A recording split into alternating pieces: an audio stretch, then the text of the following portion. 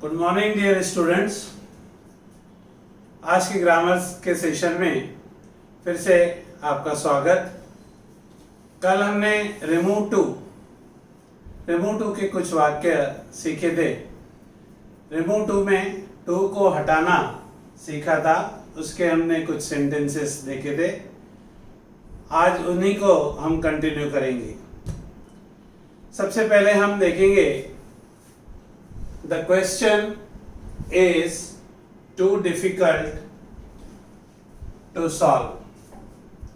ये कल जो टाइप हमने सीखा था उससे थोड़ा अलग है। The question is too difficult to solve।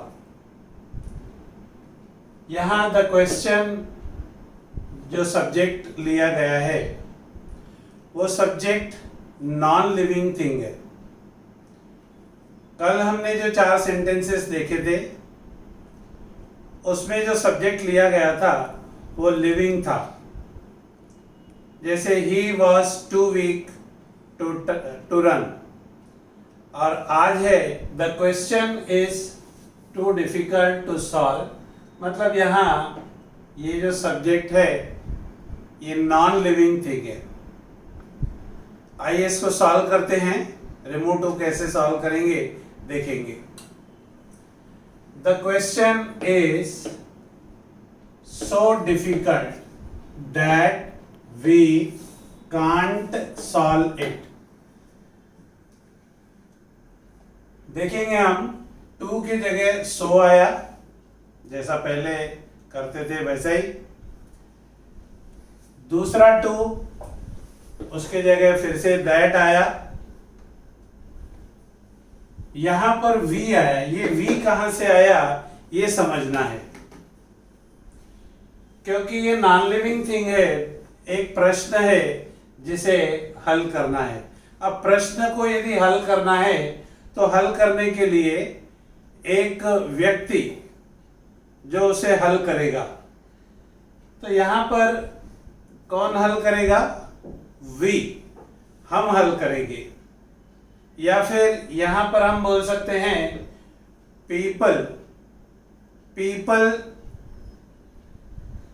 Can't solve it. या फिर यहां पर हम बोलेंगे one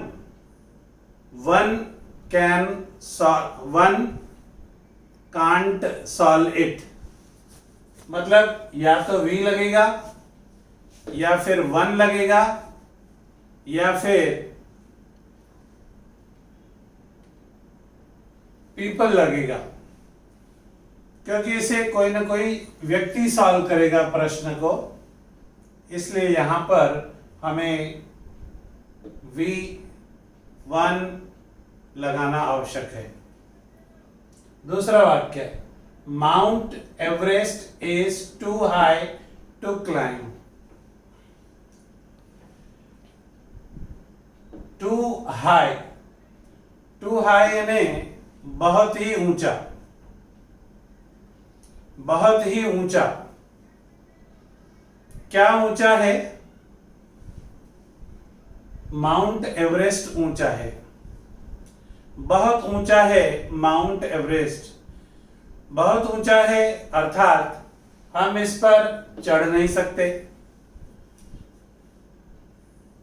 mount Everest is so high that we कहां से आया? माउंट एवरेस्ट पर कौन चढ़ रहा है? माउंट एवरेस्ट खुद नहीं चढ़ रहा है। यहां पर हम माउंट एवरेस्ट के बदले इट नहीं लगा सकते। इट लगाएंगे तो सेंटेंस गलत हो जाएगा। बोल करके देखते हैं। Mount Everest is so high that it यानी माउंट एवरेस्ट थोड़ी चढ़ रहा है।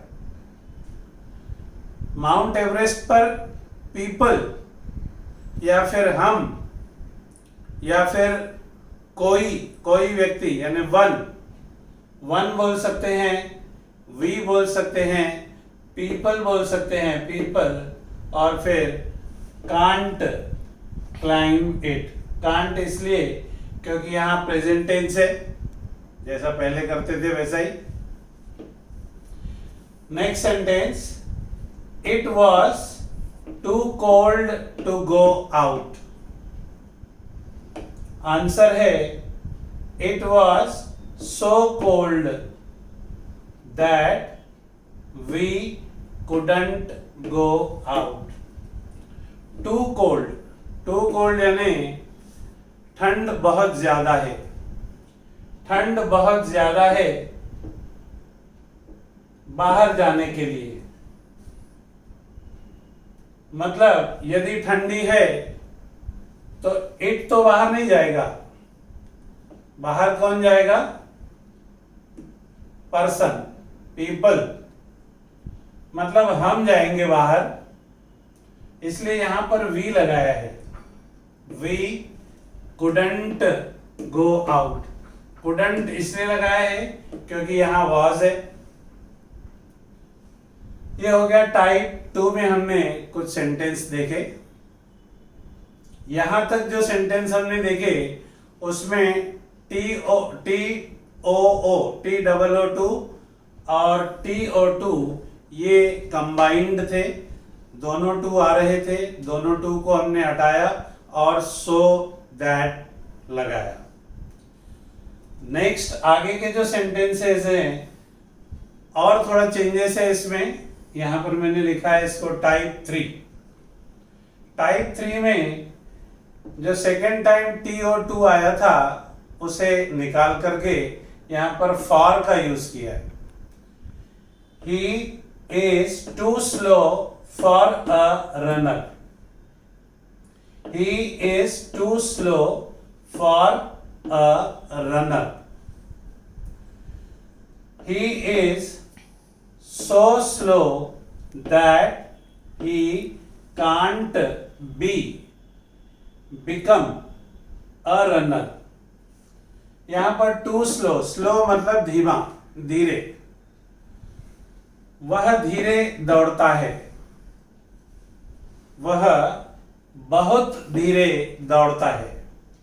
अब यदि बहुत धीरे दौड़ता है तो वह रनर यानी धावक, दौड़ने वाला व्यक्ति, वह धावक नहीं बन सकता यदि धीरे दौड़ता है तो। मतलब दौड़ता व्यक्ति है। देखेंगे ही इज सो, टू की जगह पर सो आया, कंजक्शन जैसे दैट लगाते थे वैसे ही आया। फिर यहां व्यक्ति दौड़ता है, ये व्यक्ति ही दौड़ता है। कांट प्रेजेंट टेंस है इसलिए कांट आया। बिकम अ रनर, बिकम लिख सकते हैं या फिर बिकम नहीं लिखना है तो बी लगाना पड़ेगा। Be a runner. He is so slow that he can't be a runner. इसी तरह से she was too dull for a worker. She was so dull, वह इतनी डल है काम करने के लिए। She was so dull that she couldn't become a worker. कर दिया।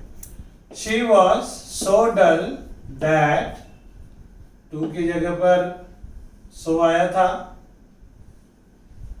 फॉर था यहां पर, जहां से फॉर हटाया वहां कंजक्शन दैट लगा, शी लगाएंगे। शी के बाद कुडंट, पास्ट टेंस है इसलिए कुडंट। बिकम लगाएंगे या फिर बी लगाएंगे, दोनों में से एक, दोनों नहीं लगाना है। Be a worker. इस तरह से ये हमने टाइप 3 देखा। अब टाइप 4 देखते हैं। टाइप 4 में the coffee is too cold for me. अब आपको लगेगा कि ये टाइप 3 और टाइप 4 समान है, लेकिन दोस्तों ये समान नहीं है, थोड़ा सा डिफरेंस है यहां पर। टाइप 3 में जो सब्जेक्ट था रनर वही था, रनर ही था।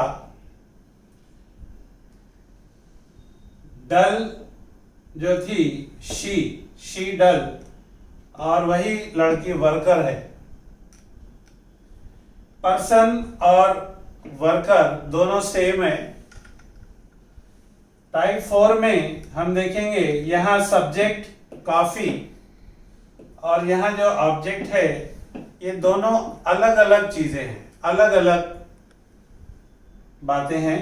जो कॉफी है वो मी नहीं है, जो मी है वह कॉफी नहीं है।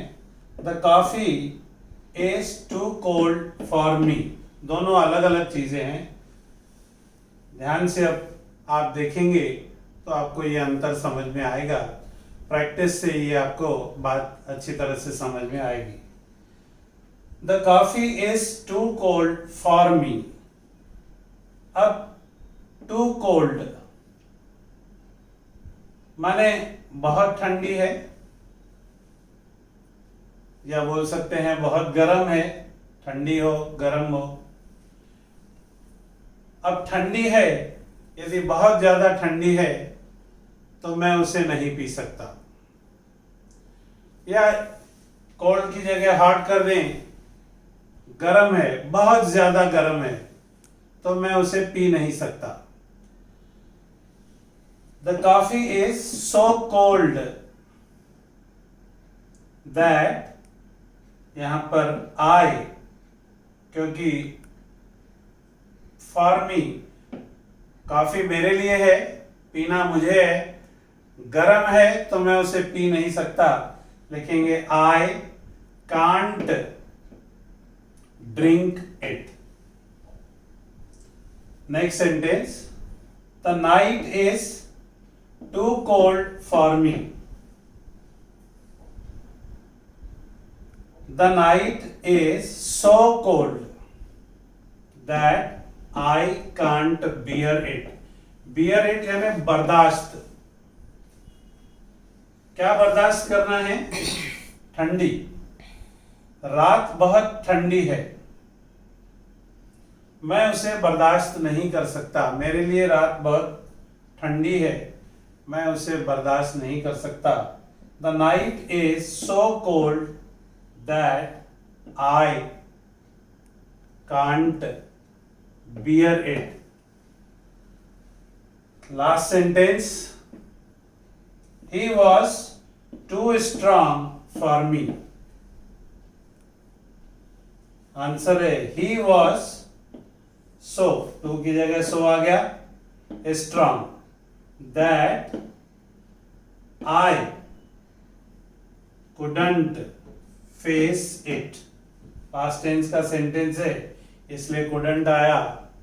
एक व्यक्ति है जो बहुत स्ट्रांग है और मैं उससे मुकाबला नहीं कर सकता, मैं उसे लड़ नहीं सकता। He was so strong that मैं लड़ नहीं सकता, that I couldn't face it। तो दोस्तों इस तरह से हमने कई टाइप के अलग अलग सेंटेंसेस रिमूव टू के देखे हैं और आप इसे प्रैक्टिस करिए। प्रैक्टिस करने से ये आपको धीरे धीरे जरूर समझ में आएंगे, ऐसी मैं उम्मीद करता हूँ। यहाँ रिमूव टू का जो टॉपिक हमने शुरू किया था वो फिलहाल खत्म हुआ। इसकी एक्सरसाइज मैं आपको पेपर पर भेजूंगा, व्हाट्सएप पर रहेगी, उसे आप ज़रूर सॉल्व करिए और प्रैक्टिस करिए। डिफ़िकल्टीज आप नाइट सेशन में व्हाट्सएप के जरिए आप पूछ सकते हैं। अब आगे का सेशन हम देखेंगे नया एक टॉपिक, वो है यूज सो दैट।